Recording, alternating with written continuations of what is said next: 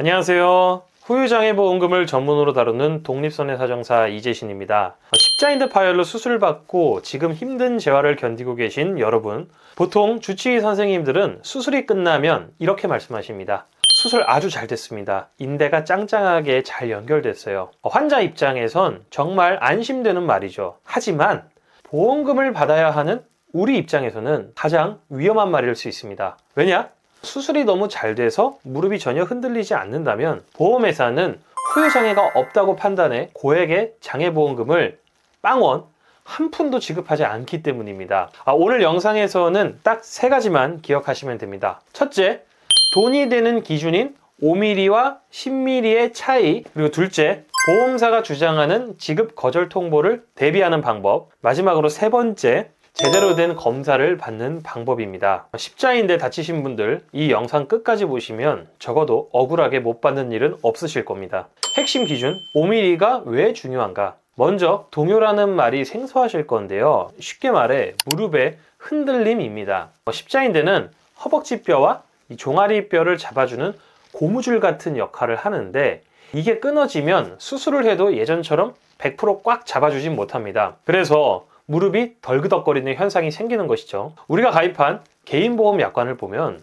기준은 명확합니다. 다치지 않은 건강한 다리와 다친 다리를 비교해서 이 다친 다리가 5mm 이상 더 밀리면 지급률 5%에 해당합니다. 만약 10mm 이상 밀리면 지급률 10%가 됩니다. 즉 최소 5mm 이상 밀려야 후유장애보험금을 받을 수 있는 것이죠. 그렇다면 이게 돈으로 환산하면 얼마나 될까요? 여러분이 가입한 보험 증권을 보세요. 상해 후유장애 가입 금액이 만약 3억 원이라고 가정해 봅시다. 5mm 동요가 나오면 3억에 5%, 즉 1,500만 원입니다. 그런데 10mm 동요가 나오면 3억의 10%인 3천만 원입니다. 이렇게 단 몇 미리 차이로 1,500만 원이 왔다 갔다 하는 겁니다.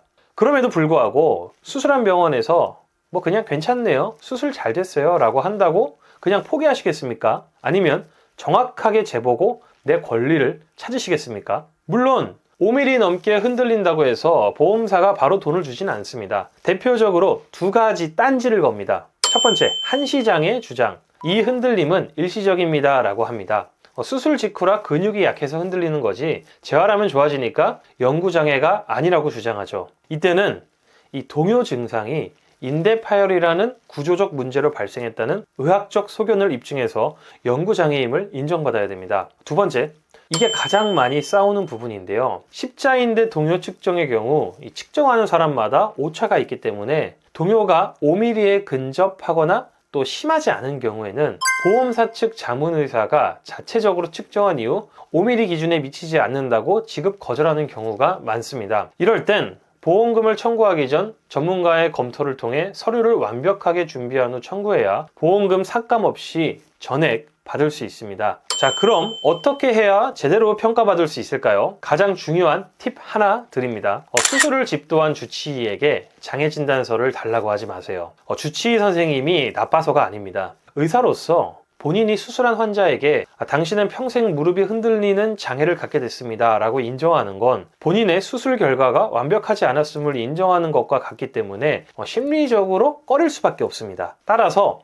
객관적인 평가를 위해서는 저와 같은 손해사정사의 도움을 받아 수술한 병원이 아닌 제3의 대학병원이나 정형외과 병원에서 공정한 평가를 받는 것이 유리할 수 있습니다. 검사 방법은 스트레스 뷰라고 해서 무릎을 인위적으로 당겨서 엑스레이를 찍거나 KT2000 같은 기계로 정밀 측정을 하게 됩니다. 이때 중요한 건 근육의 힘을 완전히 뺀 상태에서 측정해야 정확한 값이 나온다는 점입니다. 자, 이제 정리해 보겠습니다. 십자인대 파열, 단순히 치료비만 받고 끝낼 문제가 아닙니다. 남은 평생 무릎의 불안정함을 안고 살아가야 하는 여러분의 고통에 대한 정당한 대가, 그것이 바로 후유장애 보험금입니다. 보험사는 전문가 집단입니다. 여러분 혼자서 약관을 들이밀며 5mm, 10mm를 논쟁하기에는 벅찬 상대일 수 있습니다. 내 무릎 상태가 장애 기준에 부합하는지, 또 보험사가 삭감을 주장할 때 어떻게 대응해야 할지 막막하시다면 전문가의 도움을 받으시길 권해드립니다. 오늘 영상은 여기서 마치도록 하겠습니다.